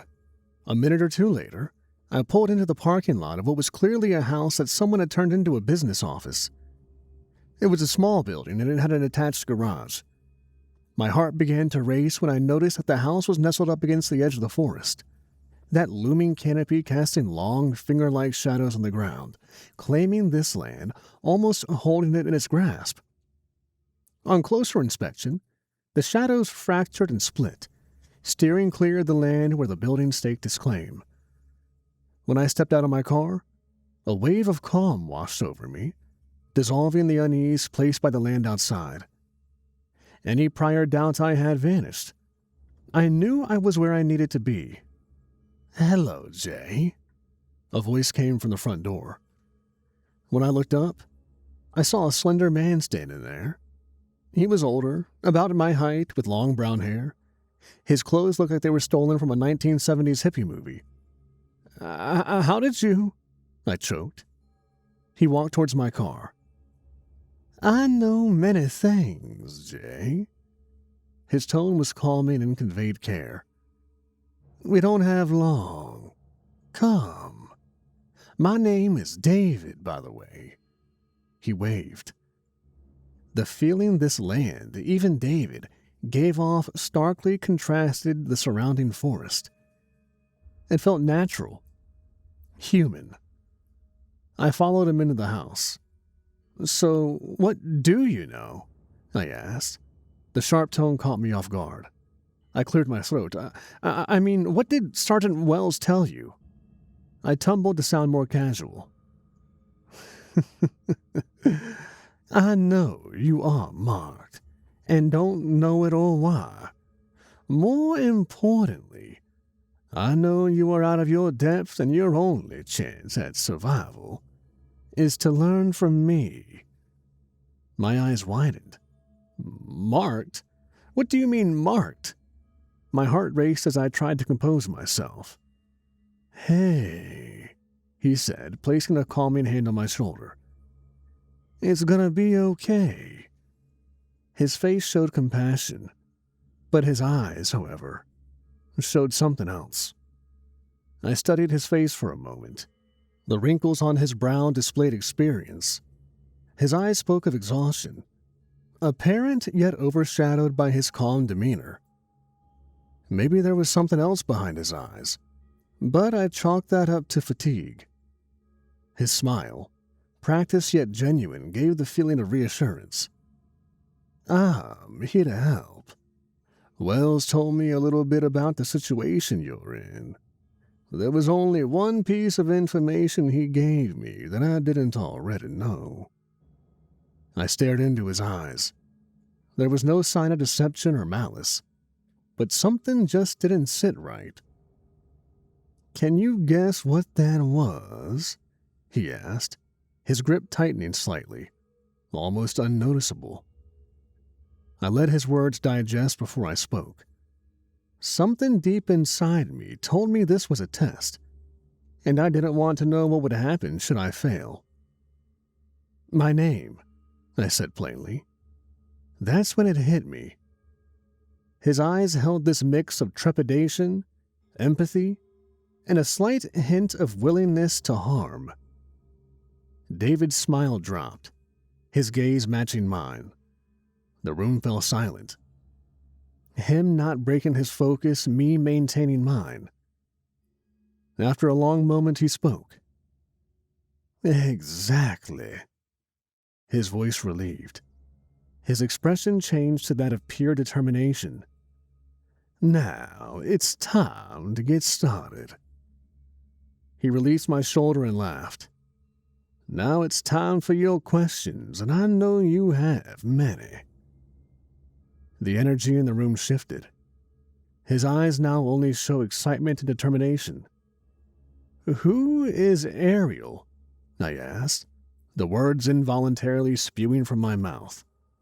The name echoed in my head, but no matter how hard I thought or focused, I couldn't figure out where that name came from. My words hung in the air for a long moment. David stared at me with surprise, then confusion, then anger, and finally grief before staring at the ground. Just as I was about to explain to him that those words were not mine, he looked back up at me. Do you know who she is? He asked. His tone was that of acknowledging he knew I didn't. Here, sit. David motioned to a chair behind me. I slumped down into the chair, my head spinning with confusion. Just breathe, Jay. I nodded, taking slow, deep breaths. Ariel was my wife. She died some years ago. I'm so sorry, David. I didn't... He put a hand up towards me. Oh, it's quite all right. She's the one who sent you here. I felt a weird sense of understanding. Normally, this would have surprised me, but then again, nothing about this is normal. Oh. But that's not important. To answer the question I know is in the front of your brain, Ariel isn't the name anyone would find her under. I was the only one to call her that, and nobody living knows about that. So the fact that I said that name was more of her vouching for me? I could tell the surprised look on David's face was more because of my understanding than the question itself. Yes. I know those words were not actually yours, Jay. She was sending a message, telling me that you are important and to help you. What did you mean when you said I was marked? David smiled with excitement. That's what I've been waiting for. For me to ask you? No, for someone to actually want answers. The fact you didn't ask why you're important or try to deny it shows me you understand the gravity of the situation. He grabbed the book Sergeant Wells gave me from my hands. Have you read any of this yet? I've skimmed a couple of pages, but no, I haven't really read anything. Good. Clean slate. Now, to answer your question. He sat down in the chair next to me. When I say marked, I don't mean physically. Tell me, are you from here? I'm not from this specific area, but I am from nearby. He nodded.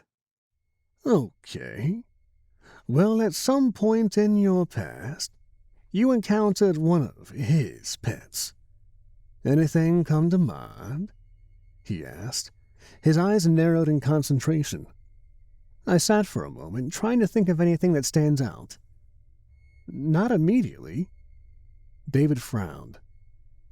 Knowing what you do now, it shouldn't be hard to think of something from your past. Something similar to what you've seen recently? He sat back for a moment, his eyes deep in thought. Suddenly and without warning, he shot up. Aha! He exclaimed. He strode out of the room, each step echoed with intensity and purpose. I watched as he disappeared through a door in the back wall. Earlier, when we first walked inside, adrenaline blurred everything but him. Now it was like the room allowed me to see it, like it was waiting for his approval. It was likely planned to be a living room, but now converted to an office. But it felt too precise, more akin to an operating theater. It was big enough for what was needed. And now, with him gone, the room began to unveil itself bit by bit. The back wall held 2 doors, perfectly spaced apart. One led to another room, the other led to a bathroom. Across from me, 3 evenly spaced windows sat on the far wall. Their position felt unnatural, like no human could place them this perfectly. In the back corner, a pair of filing cabinets and a desk formed a neat office space. In the front corner, there was a circular table with 4 chairs neatly tucked around it. The front wall held to the front door in one corner, and in the other corner, a window perfectly centered in its half of the wall. Something about this is off. No house is this symmetrical, this precise, I whispered to myself. No, this is intentional. My mind raced at the thought. I looked back at the window across from me and saw, neatly arranged and centered, 7 potted plants. Huh. That's satisfying. I noticed the middle plant was perfectly centered with the window, with 3 others on each side, stopping exactly with the edge of the window trim. I stood up and walked around the room. As I walked towards the table, my foot accidentally kicked the edge of a pot, moving it slightly. Slowing only to make a mental note, not fixing it, I found myself thinking aloud. With how intentional the symmetry seems, I would have gone with a square table, something more willing to match the angles. I got to the table and laughed. Oh, that's sneaky. I saw it was one of those square tables with curved leaves to unfold into a circle. When I looked up at the ceiling, I noticed 3 rows of 2 can lights followed the same pattern as everything else in the room. I sat back down. The room was silent. Taking another moment to look around, I tried to shake the thoughts telling me something was wrong. No matter how many times I looked around, everything just felt too exact, too calculated. This wasn't built for comfort, it was designed for purpose. The only question in my mind was, what was the intent here? I looked back to the window across from me. What the fuck? I whispered. There was this low, gentle hum flowing in and out, almost pulsing. Breathing?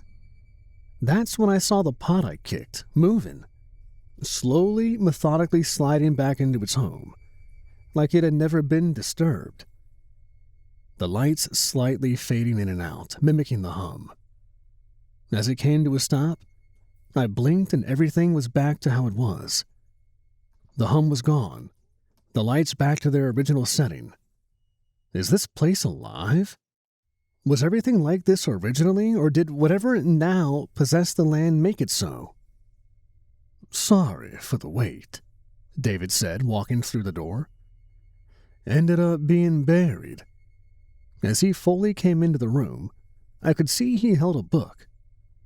Read this instead. The one Wells gave you is good, but not exactly what you need. He smiled, his mouth pulling towards his eyes, but never quite reaching them. I reached out and grabbed the book. It was old and weathered. On the cover, written in big blocky letters, "The Forest, a Guide." Thank you, I said. Now, did you think about anything sticking out from your past? I meant to pause for a moment, to really think. But my mouth opened and the words just poured out without my say-so. Yeah, when I was a child, my father took me on a hike to go fishing at this remote creek. We set our lines and waited. David leaned forward in his seat. His face reflected pure concentration. We couldn't have been there for more than an hour. This large shadow floated through the trees on the other side of the water. I remember watching it for maybe a minute before my pole began to twitch. My attention immediately on the potential of catching my first fish, I called for my dad to help. The memory played out in my mind. When I looked up, I saw my dad staring at the shadow, watching as it disappeared. Where was this at? He asked. I could feel the anticipation heavy in the air. Honestly, I don't remember. If I had to guess, probably about 2 counties up. David, seemingly deep in thought, asked, "Did you catch the fish?" "No, it broke the line before I could reel it in," I said with a slight chuckle at the shift in atmosphere. But a little after that, we both heard a woman's voice. Jay. Both me and my father thought it was the wind. That's how low it was. My chest felt heavy at the realization of the memory. What exactly am I up against here? David stared at me, his eyes bulging in shock. How long ago was this? He asked, slight panic in his words. I paused, doing the math in my head. 20 years ago? Give or take? We both sat in silence, my words hanging in the air. I'm going to try something. I need you to trust me on this. He stood up, moving to the plants. His movement seemed frantic, like someone internally scattered. Okay. Skepticism peeking through my voice. When he walked by, a gust of wind brushed the back of my neck. Goosebumps rippled over my skin, and the air hung heavy and stale. My sixth sense gave a warning hidden beneath the uncanny silence. I need to see the mark, but in order to do so, we need to see your metaphysical body. What do you mean? David stopped what he was doing and faced me. Everybody has their physical body, the one we see with our eyes. He turned back to the plants. But everyone also has a metaphysical body. Some people call it aura, others call it chakra. Call it what you will. It's all the same thing. Turning back towards me, he held 2 bulbs in his hands. I think I'm starting to get it. People like you and me are known as seers. He sat back down. With the proper setting and ingredients, we can see things others can't see, hear things others can't feel things others can't feel. Why can't anyone with the same condition see it too? Let me ask you this. Have you ever sensed anything nobody around you didn't? I thought hard for a moment. Maybe a few times. Instances like those are examples of your gift showing. His eyes held a look of reassurance. Look at it this way. Let's say you can hear just fine on your own, but your friend is slightly hard of hearing. They can hear all right, but they can't make out those finer details. Now let's say both of you are given the same set of headphones with amplification built in. Your friend would be able to hear what you do on a normal day. You, however, would be able to hear even the faintest sounds. I get what you're saying, but what does that have to do with those? I asked, pointing to the bulbs. These are your headphones. He handed me one of the bulbs. If someone without the same gift were to take one of these, it would only bring them up to our regular level. When we take one, it amplifies everything already there. So, how does it work? I grabbed the bulb. It was a light blue and smelled like a rose. You eat it, he said, popping it in his mouth and chewing. Come on. Sounding more like a grunt through the paste he chewed, he motioned for me to eat. I hesitated. On one hand, I wanted answers. On the other hand, I just met this guy. The house began to hum, almost like it was anticipating me eating the flower. I sighed. Fuck it. The floor gently vibrated as I hesitantly brought the bulb closer, the room now taking on a claustrophobic feeling. I looked around. When will I know to swallow? The lights now pulsed alongside the humming. The whole house was watching, waiting for me to see. Don't be a bitch, he joked, but there was a sharp bite to his words. Stop stalling. David now glared at me, annoyed and losing patience. David started breathing heavily. I've never done this before. I stopped as I felt his hand on my elbow, pushing the bulb onto my lips. The air around me buzzed. His breath grew louder, quicker. My lips parted. The room began to heat, the vibration more intense. I opened my mouth. The lights pulsed in and out like waves. I pushed the bulb past my lips. The hum grew louder, faster. I pushed it to my tongue, sweat beading on my brow. David's breathing, the humming, vibrating, and pulsing in unison, like one giant organism bred for this moment. I never should have come here, I thought. Then, instinctively, I bit down. Silence. The air, thick and muggy, hung stale and frozen. My teeth ground together, breaking the outer petals of the bulb with a sharp snap, like a garden pea. Unforgivably slow and painful, I felt my body tingle and recoil. It started in the marrow of my bones and radiated out. Saliva dispersed the taste through my mouth. At first, it was like sugar water, sweet, innocent. Just as I let my guard down, I was quickly and brutally tricked. Time slowed to a crawl. Its deceptive sweetness now curdled into something foul on my tongue. Remnants of what was once alive, now decaying. The sound of that first crunch reverberated through the house with a deep, hollow whoosh. The muscles in my jaw locked. My body stuck still at the thought. It was soft when I held it. My eyes looked to David. He stared back with a fiery impatience and a flash of contempt that stung with dismissive haste. The cracked bulb sat on my tongue, oozing its thick, acidic innards down my throat. Only an unholy fire remained.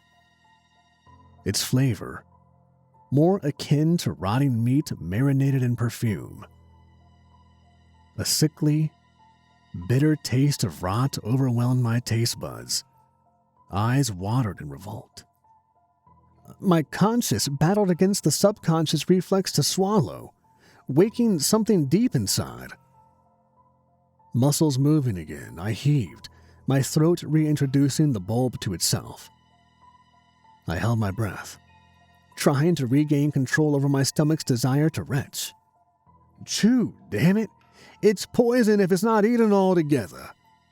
The voice echoed so loud in my head I thought it broke the silence. My inner voice played messenger to something deep inside. Forcing my jaws to move again, I began chewing.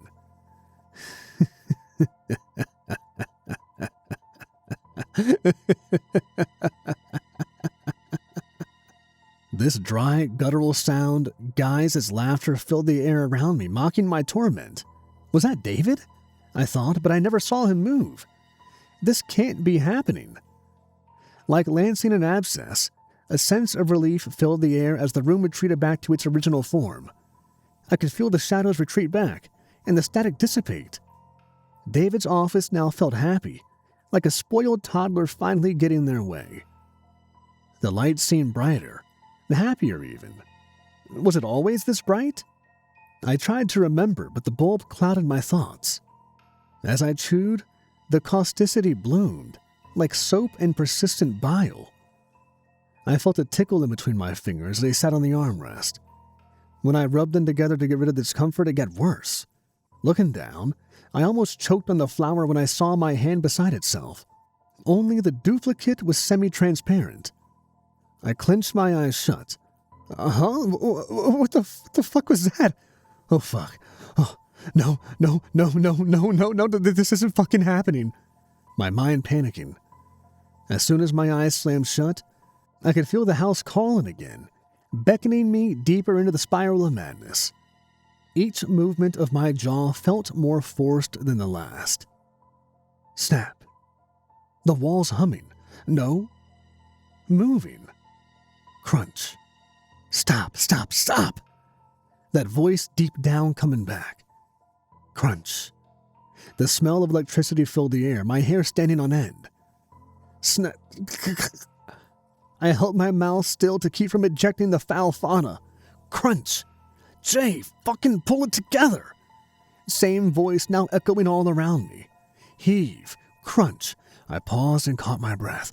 Crunch. I opened my eyes and my hand was back to normal. I looked up at David. His eyes never lost intensity.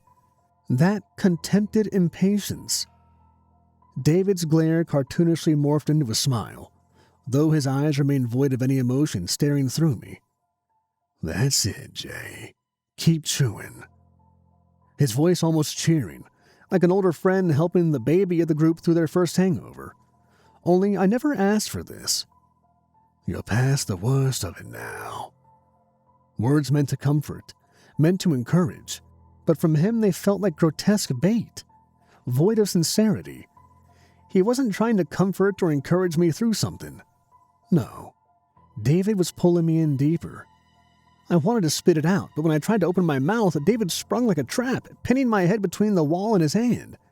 His palm stopped my lips from parting. His fingers held my jaw in place. What the fuck? I moaned through a clenched mouth. His hands moved with sharp, deliberate purpose. And then I saw it again, in his eyes. That same fucking glint from the beginning. No fear, no panic, only willingness. The kind that wouldn't flinch at drawing blood.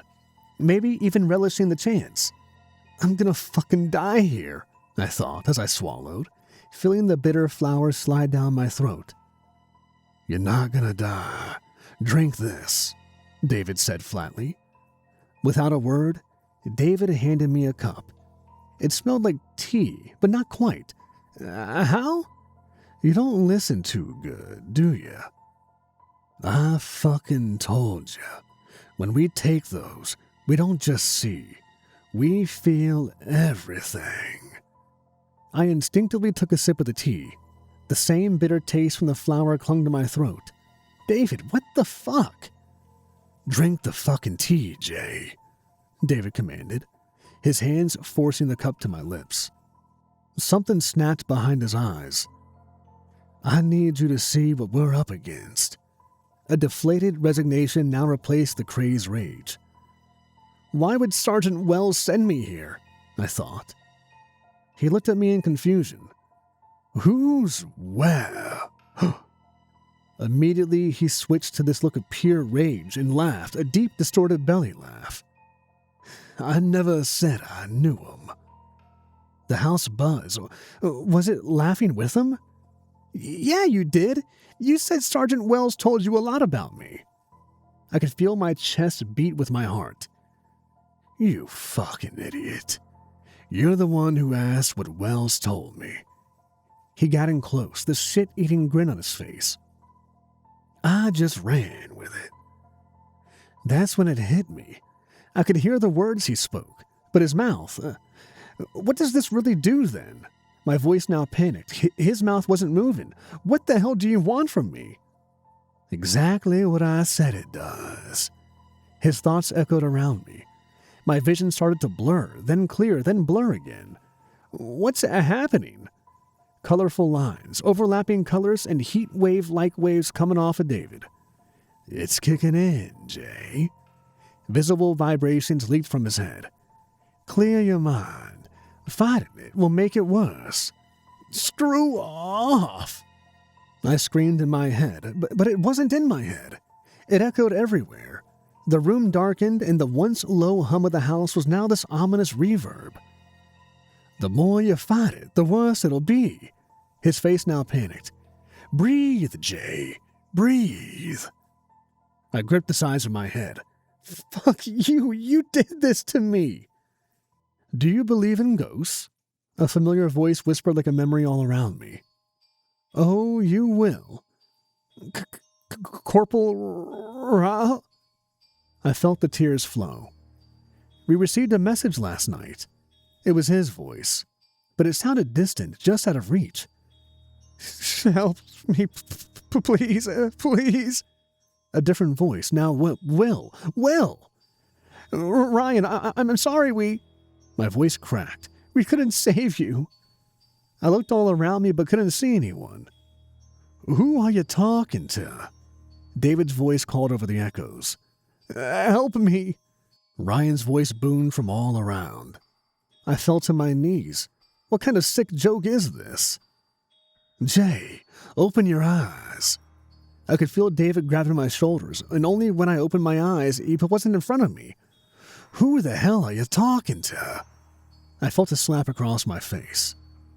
I found my way back to the chairs and saw David shaking me. David, what the hell did you do to me?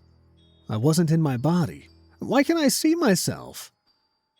He stood up. My soulless body, more a hollow vessel now, slumped back into the chair. David turned towards my voice and let out this sickening laugh. It worked. What do you mean? Officer J, glad to see you're awake. Another familiar voice whispered around me. Do you not hear this? I cried. Where do you think the rules came from? It was Agent Smith's voice. I wiped the tears from my face, but something felt off. The tears felt thick, slick, like they smeared rather than coming off. The smell of iron tickled my nose. I looked at my hand. What the hell? What the hell? What the hell? Blood covered my hand where tears should have been. No. I pleaded with myself. This isn't real. This isn't real. Jay, just let it happen. It will all be over soon. What the hell is that supposed to mean? I felt this familiar presence enter the room but couldn't quite tell how it was familiar. Who were you talking to? David's voice was filled with malice. What do you mean it will all be over soon? What the hell did you do to me? You don't get to fucking ask questions. Now, fucking answer me. The anger in his voice seemed to be masking panic. I felt the slap this time. He didn't hit my body behind him. He hit me. How? He cut me off with another slap. Non-compliance will only make this worse. He pulled his hand back. I could see on his palm what looked like some scribbles. I'll ask one last time. Who were you talking to? My eyes darted back and forth from the fire in his eyes to the writing on his hand. It was glowing. Screw you, I spat. His face morphed from rage to this nauseating happiness. So be it. David struck me repeatedly, each strike harder than the last. If I was in my body, this may have broken several bones. In my current astral state, I had no clue what this would do, but I didn't want to find out. I put my arm up. Fine, I'll tell you. David smiled in satisfaction. Okay, tell me. I heard the voices of two people I've watched die in the forest. Saying out loud, I realize I never have actually processed what happened. Bloody tears burned my eyes as they poured onto the floor. Now will you answer my questions? I asked, my own rage boiling up. No. There was almost no emotion or tone when he said it. What? Why not? You'll join them soon enough. His voice was cold, and he stood there unmoving, just staring. I wasn't even sure if he was still breathing. Something inside told me to run to my body. I sat and waited for him to take his eyes off me. After what felt like an eternity, David turned towards the door like someone had knocked. Seeing this was my chance, I bolted up. Hope this works, I whispered through my mind. I matched my steps with his. He reached for the door. I reached for my arm. The handle turned and so did I. As David pulled open the door, I sat into myself. I felt the light from outside on my skin, only on my skin. I was back into my physical self. Almost immediately, the psychedelic effects of that flower left. You think you're clever, huh? David asked, smiling. I saw a figure behind him, but the light from outside gave no details. When I tried to pull you out, you told me to keep going. A familiar voice whispered in my head. I forced myself to ignore it and deal with it later. Dread filled my throat as I realized he planned for this all along. That's why he turned away from me. He wanted me in my body. Who are you? I asked, standing up. Why are you doing this? The door closed. You know, I really don't know. His voice was smug and mocking. As my eyes adjusted, I could see there was no second figure, just me and him. Just let me go, I pleaded. I couldn't stop you if I tried. His voice sounded sincere, almost sad. It caught me off guard. I blinked, trying to process what he said. When I opened my eyes, he was gone. I looked around. This place was not what I remembered it to be when I arrived. The walls were in shambles, there were holes in the roof, and the windows busted out. Where did that note come from? I thought.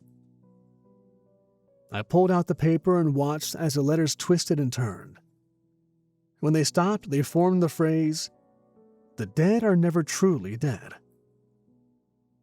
I turned over the paper to check the back and watched the words appear. Once the message, now the messenger. I saw a book familiar to the one David gave me lying on the ground. I picked it up. The title read, Mark of the Forest by David, redacted. I ran out the front door and got in my car. As I pulled out of the parking lot, I noticed the shadows from the forest now claimed that land. When I got back home, I saw 2 texts that come in. The first was from Will. Hey, Smith's retirement party is in 3 weeks. You want to go in on a gift with me? And then a second text came in from Mary. When is your next appointment with Carrie?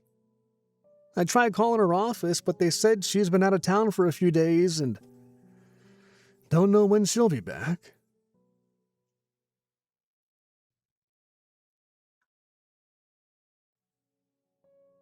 My name is Will, based on what I've read. I know you've seen my name before. Jay's missing. I've written and rewritten those words too many times, and they still don't feel real. Let me catch everyone up to speed on what happened. About 6 weeks ago, I woke up to a knock on my door. Nobody was there, but there was an envelope with a note and a thumb drive inside.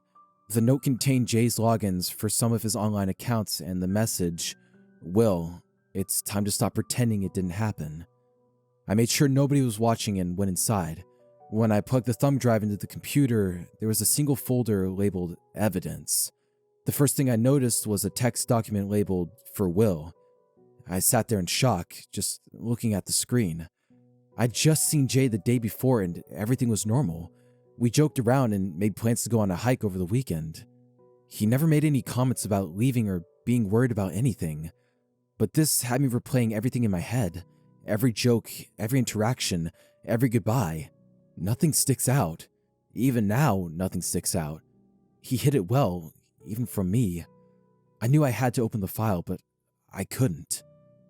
After a minute or two, I stood up and paced my room asking myself, where did he go? Why leave this to me? I know the answer to the former. That one was obvious. But the latter? That was the real question. One I'm still trying to figure out.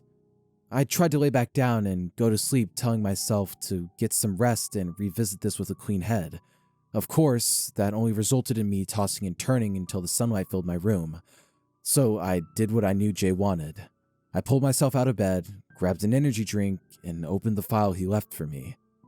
Now, I want to make something clear.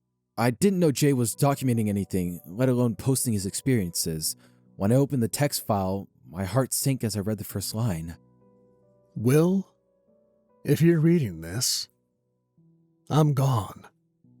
I read that line a few times, not believing it was real. I called Jay's phone to answer. Come on, pick up, I whispered as it rang on the second call. Still no answer. Looking up at my ceiling, I screamed in frustration. I called again. 3rd time's the charm. I laughed nervously. This time, the call went through. Will? Mary's voice came through. She sounded like she was crying. Mary? I asked, almost yelling.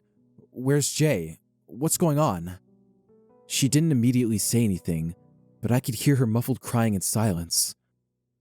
Jay's dead. Her voice was shaky but firm. "Dead? Mary, what the fuck do you mean Jay's dead?" I fell to my knees. What the fuck happened? I don't know. 2 officers woke me up this morning and said they found his car on the side of the road. Her voice was panicked and pained. They said he wasn't in the car, but they found blood and ripped clothing half a mile into the woods. Tears welled up in my eyes. "I'm so sorry, Mary." There's no way this is real, right? They don't have a body, so there's a chance, right? Her question sounded more like begging. "What do you mean there's no body?" They said that there was only clothing and blood found. I asked to see the clothes or if they were going to test the blood to see if there's even a match to his blood type. Mary explained through sobs. They told me that they knew it was him and... "What did they look like?" I cut her off. "Mary, what did the officers look like? Were they in plain clothes, uniforms, suits?" They were in suits. Something didn't feel right. Every cop I know has said they almost always notify next of kin of a death while in uniform. "Come over." What? Why? "Jay told me if anything ever happened to him, to take care of you." Something in my gut screamed that this wasn't a private phone call. Oh, okay. "I'll see you in a bit," I said before hanging up the phone. I stood up and continued reading his note. I've been posting about every weird, unexplainable thing that has happened to us since I started at the jail. On this thumb drive, you will find all the evidence I've uncovered over the last few years. I hoped I had enough time to get the full story out there, but over the last few months, strange things have been happening. You remember that car accident I got into last week? I was on my way to Carrie's office to meet with her mentor to go over what happened before she went missing. I didn't tell anyone where I was going, but I noticed a car following me down all the side streets. I saw the car that hit me drive in the opposite direction multiple times before hitting me on the main road. Right before the accident, the car following me just drove off. I remember that accident, and all he said was that he got hit by a drunk driver. Thinking back over the years, there were a few different times where he fell, had car trouble, or his house got broken into, but nothing was stolen. They all never added up, but I didn't think anything of it at the time. Hindsight being 2020, they were messages disguised as unfortunate accidents. I don't think I was meant to survive that accident. I put this package together when I got home. I knew they were going to finish the job. Will, you are the only one I can trust with this. I tried keeping you in the dark after the incident because I knew you just wanted to forget about it. I wish I could have done the same. What's done is done, though. If you haven't gone through everything yet, this drive holds all the evidence I gathered.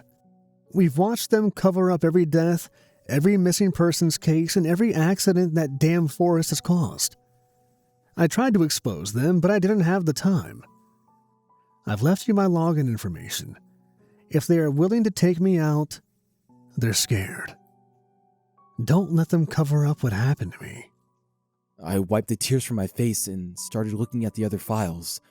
There were photos of the land the jail sat on both before and after it was built, drone footage of the land now, declassified documents on incidents surrounding the forest, transcripts from his appointments with Carrie, and 3 obituaries. Nothing stood out to me until I got to the obituaries. They were the only ones that didn't rename the files. They were labeled Obituary Scan Download 1 PDF, the only difference being the number. Starting with the first one, I opened it up. It was Ryan's. I remember when Ryan's obituary came out. This one was different from the one I'd framed in my living room next to his picture. The contents were the same, but the publication date was different. The one I have framed was dated as being published a week after his death.